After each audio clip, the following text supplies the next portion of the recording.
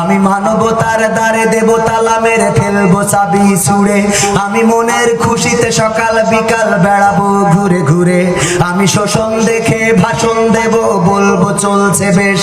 আমি বিপর্যয়ের মাঝেও বলবো উন্নয়নের দেশ। বুঝতে পারছেন? স্বাধীন দেশে পরাধীন রবে ভিন্ন মতের যারা, এসব দেখে এসব শুনে হবে যে আত্মহারা।